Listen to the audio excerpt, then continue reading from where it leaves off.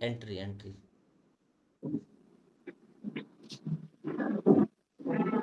Entry कैसे दिखेगा sir? हाँ बस यहीं खड़े रहो। बस। ठीक है, स्टार्ट। पूछो मे आई क्या। Come in sir? Yes please come in. Good morning sir. Very good morning. Your name is Govind Kumar, right? Yes sir. ठीक है Govind, please take your seat. Thank you sir. Govind, what is the meaning of Govind? Sir Govind का अर्थ होता है श्री कृष्ण, कन्हैया, ग्वाला। Yes sir. ठीक है। आप पटना से बिलोंग करते हैं, राइट? यस। पटना में एक छोटे से स्थान बख्तियारपुर है। अच्छा ठीक है। पटना में, पटना मतलब फेमस किस चीज़ के लिए, मतलब क्या चीज़ वहाँ पे सबसे ज़्यादा फेमस है? पटना सर शिक्षा के लिए बिहार की सबसे बड़ी शहर पटना है, और बिहार की राजधानी भी पटना है, और शिक्षा की सबसे बड़ी हब पटना को माना जाता है। और यहाँ पे जैसे में गोल घर है, ये पटना के, और पटना गंगा नदी के किनारे बसा हुआ है, इसके लिए भी फेमस है। और पटना से बहुत सारे चारों दिशाओं में जाने के रास्ता है सर, इस वजह से यहाँ के आने जाने में भी बहुत सुविधा है पटना सर। गोविंद, आप अपना इंट्रोडक्शन दे दीजिए। Okay, thanks for giving me the opportunity sir. My name is Govind Kumar. I belong to Patna Bihar in a small city Bakhtiyarpur. My educational background: I have done my graduation psychology honors from Magad University, Bodh Gaya in 2017. Sir, I have done my DLED from Bihar School Examination Board, Patna in 2019. Sir, I have 3 years experience teaching for seated class. Sir, my strengths are: I am self-motivated, hardworking, and disciplined person, sir. My hobbies are, sir, singing and listening music. That's all about me, sir.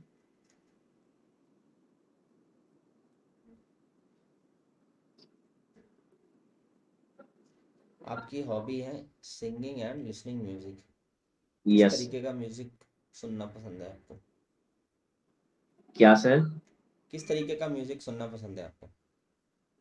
Sir मुझे भजन सुनना पसंद है sir. भजन सुनना पसंद है, ठीक है। Yes. और आप सिंगिंग भी करते हैं?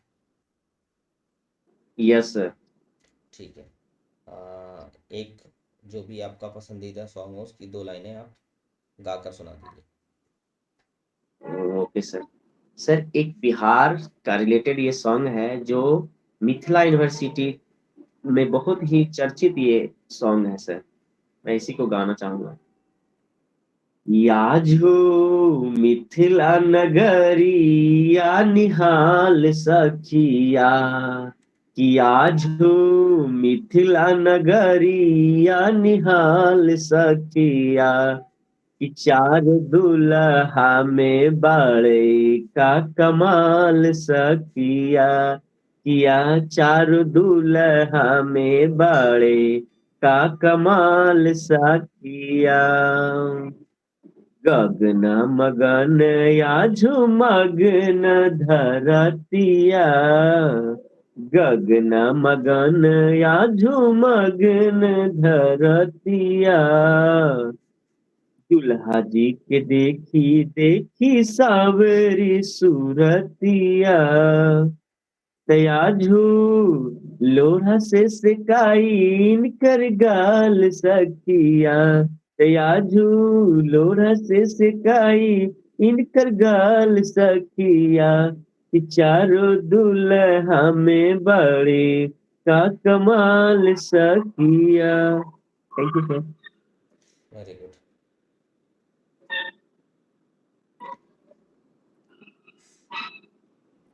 गोविंद, अगर आपको प्राइमरी टीचर पर पढ़ाने का मौका मिलता है तो क्या चैलेंजेस फेस करोगे आप?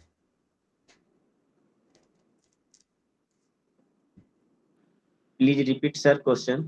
हाँ, अगर आपको प्राइमरी टीचर पर पढ़ाने का मौका मिला तो आप क्या चैलेंजेस फेस करोगे प्राइमरी टीचर को प्राइमरी टीचिंग में पढ़ाते समय?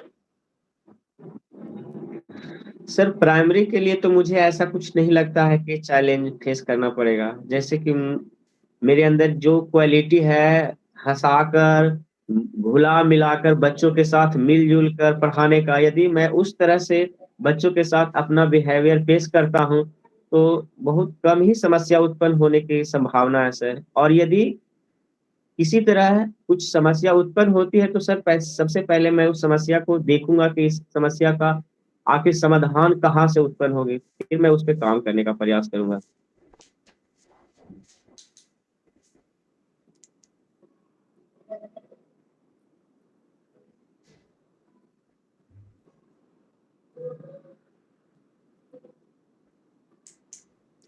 आपने क्या डेमो टॉपिक प्रिपेयर किया? सर मैंने डेमो में एक पोएम ईवीएस का किया है। ईवीएस का पोइट्री प्रिपेयर किया।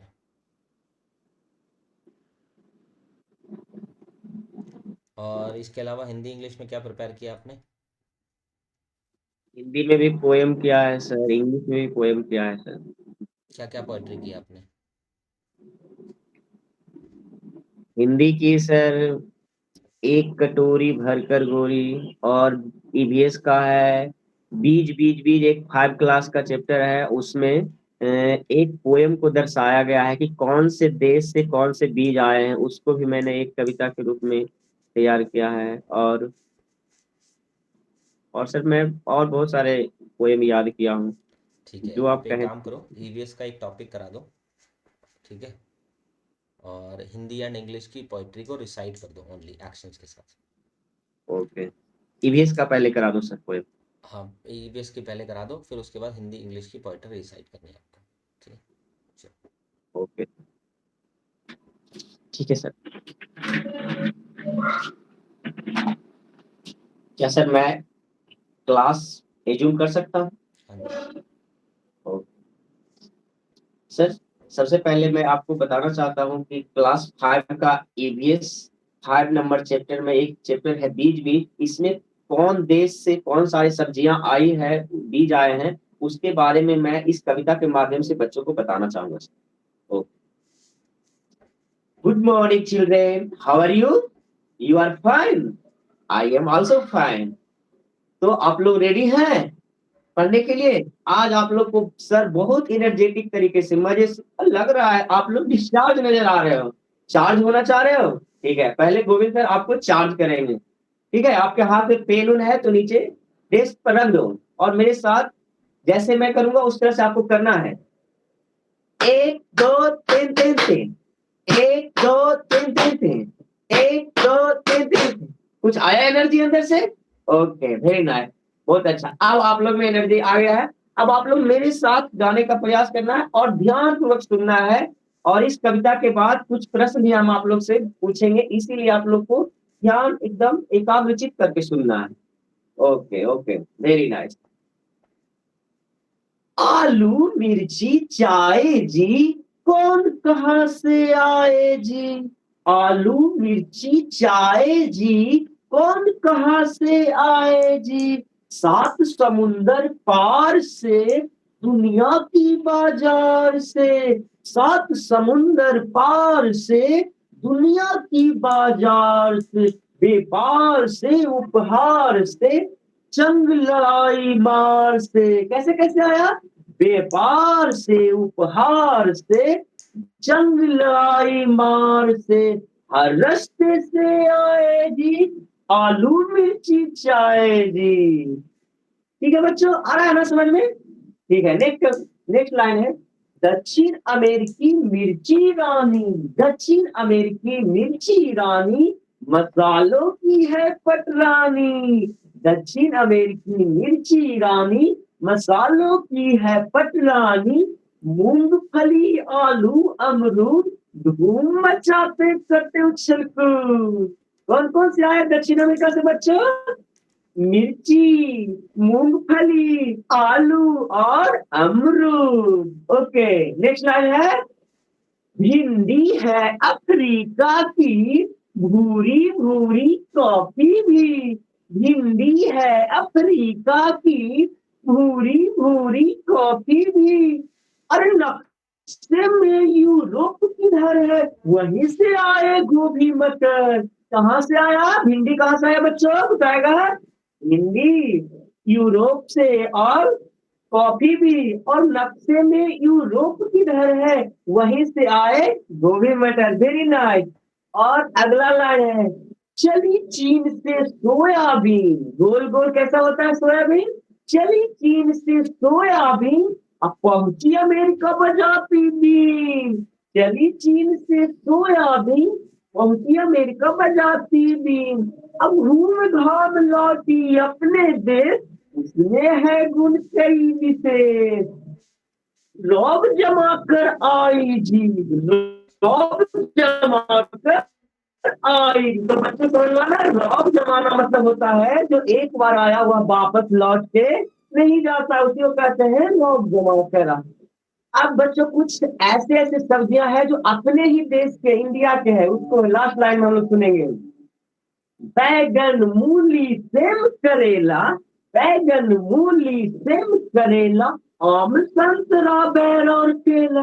बैगन मूली सेम करेला, आम संतरा बैर और केला।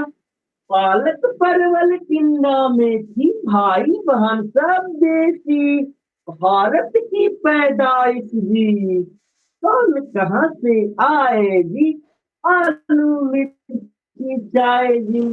तो मजा आया ना? रोहन तुम बताओगे कि अमेरिका से 5 सब्जी आए हैं, 5 सब्जी के बीज आए हैं, बताओ कौन कौन से आए हैं? ओके, बहुत अच्छा, वेरी नाइस।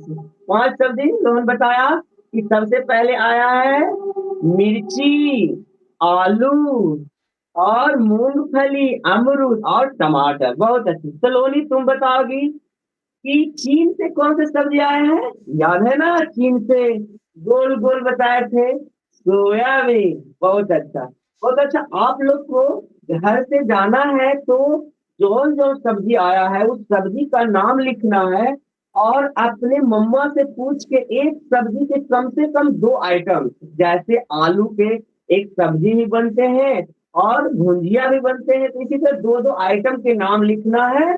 और आपको ये भी पता करना है कि ये सब्जी का बीज कौन देश से आए हैं, जो पोएम में दिया हुआ है। आपको बुक में से अपने से फिर से एक बार रीडिंग करना है और उसको लिख के लाना, फिर हम इसको आगे क्लियर करेंगे। Okay, thank you sir. ठीक है, हिंदी एंड इंग्लिश की पोएट्री रिसाइटेशन। सर हिंदी की एक पोएट्री है, ये 6 साल की छोकरी। ठीक है, गुड मॉर्निंग बच्चों, मैं सर डायरेक्ट शुरू करूं? ओके। 6 साल की छोकरी भर कर लाई टोकरी, 6 साल की छोकरी भर कर लाई टोकरी। टोकरी में आम है, नहीं बताती दाम है, टोकरी में आम है, नहीं बताती दाम है। दिखा दिखा कर टोकरी हमें बुलाती छोकरी, दिखा दिखा कर टोकरी हमें बुलाती छोकरी। नहीं नाम है पूछना, अब हम आम है चूसना, नहीं नाम अब पूछना, हमें आम है चूसना। Thank you sir. English. English, English की है sir poetry good morning. Okay, good morning childrens. तो आप लोग को मैं एक पोएम सुनाने जा रहा हूं, जिस पोएम से आप लोग को ये ज्ञान की प्राप्ति हो जाएगी कि हमें नेचर में जितने सारे हैं, जैसे ट्री, बर्ड्स, हवाएं, सभी को गुड मॉर्निंग कहना चाहिए, और इससे हमारे दिन की शुरुआत अच्छी होती है। इस कविता को ध्यान से सुनना है बच्चों। Okay, good morning sky, good morning sun, good morning sky, good morning sun, good morning little waves that run, Good morning, little birds that run. Good morning, birds. Good morning, tree. Good morning, birds. Good morning, tree. Good morning, creeping grass. Sorry, sir. And creeping grass and brawny bee. And creeping grass and brawny bee. How did you find out it was day? How did you find out it was day? Who told you night had gone away? Who told you night had gone away? अगली line और क्या कहता है? I am wide awake up now too. I am wide awake up now too. I will write out to play with you.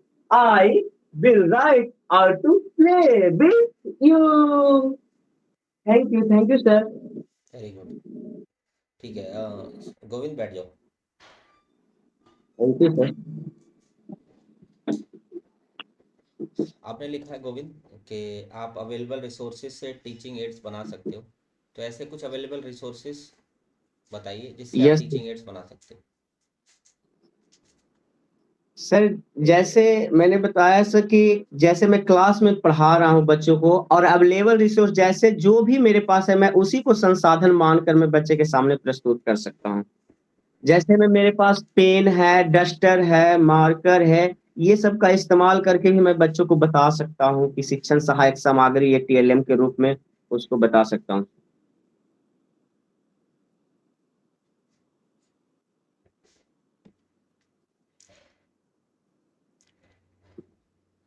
Govind, teacher को facilitator कहा जाता है, facilitator क्यों कहते हैं? सर बच्चे को हर तरह से अवसर देना टीचर को कर्तव्य बनता है सर कि जब तक हम टीचर ही मतलब बच्चे के लिए सब कुछ कर सकता है और जैसे बच्चे टीचर को बहुत सम्मानजनक देखते हैं कि जो बताएंगे वो सच ही बताएंगे, तो टीचर का भी कर्तव्य होता है कि बच्चे के लिए अपने तरफ से जितना बेस्ट हो सब कुछ करें। इसीलिए सर टीचर को फैसिलिटेटर कहा जाता है।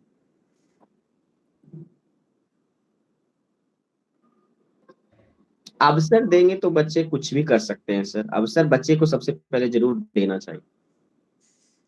आपने जैसे अवसर की बात करी, तो जब आप यस, अवसर देते हैं बच्चा परफॉर्म नहीं करता, ठीक है, उस कंडीशन में क्या यस। करेंगे? तो सर मैं उस बच्चे की आखिर की कमी जो दिख रही है ना, उस अवसर देंगे तो कम से कम बच्चे की कमी भी तो हमें पता चलेगा और जब परफॉर्मेंस नहीं करेगा तो हमें ये पता चलेगा कि इस बच्चे में अभी कमी है, यहाँ पे इस वजह से ये परफॉर्मेंस नहीं कर रहे, तो फिर मैं उस कमी को सुधारने का प्रयास करूंगा सर। जब तक अवसर नहीं देंगे तो कमी भी नहीं पता चल पाएगा, इसीलिए अवसर देना बहुत जरूरी है।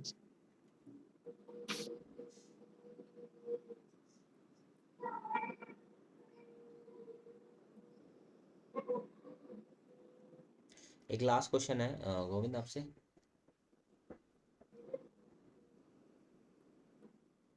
प्राइमरी टीचर के क्या रोल्स एंड रिस्पॉन्सिबिलिटीज होती हैं, वो बताइए।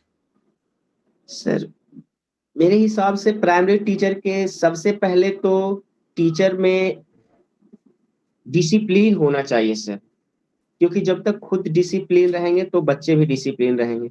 और टीचर में नेक स्वभाव, बहुत इंसानियत वाला उसमें स्वभाव दिखना चाहिए जिससे बच्चे पर अच्छा इफेक्ट पड़े, प्रभाव पड़े सर।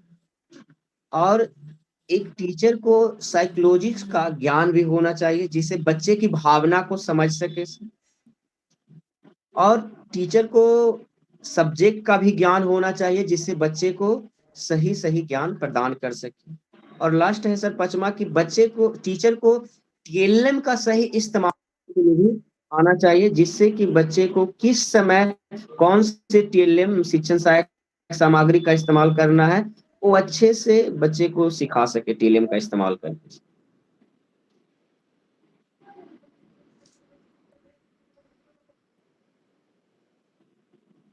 आपका मॉक कंप्लीट हो गया। ठीक है।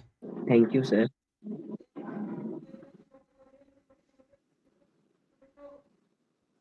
सर और मेरी ड्रेस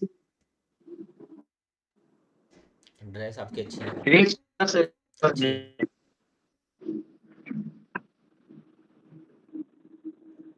और मैं दिखाना चाहूंगा सर पूरा नीचे। हाँ, अच्छी है, आपकी ड्रेस सर अच्छी है। ये मेरा जो सर बेल्ट मैच कर रहा है या ब्लैक चेंज करना ब्लैक पड़ेगा सर ब्लैक मुझे बेल्ट ले लो। जैसा। ये बेल्ट मैच नहीं कर रहा है ब्लैक लेनी है, जैसा। ब्लैक। सर हाँ, ब्लैक बेल्ट और लेनी है। सर शूज देखने से जूता हाँ, शूज़ अच्छे हैं, बहुत बढ़िया। वॉच। ये ये ड्रेस चल सकते हैं ना सर। ऐसे मैंने एक ड्रेस और दिया है सिलने के लिए, वो कल देंगे, तो हमने सोचा कि किसी तरह से मान ले प्रॉब्लम आ जाए, इसमें कोई दाग फाग लग जाए किसी तरह, तो मैंने एक और कल सिलने के दिया नहीं, है। सही है आपको। सही है।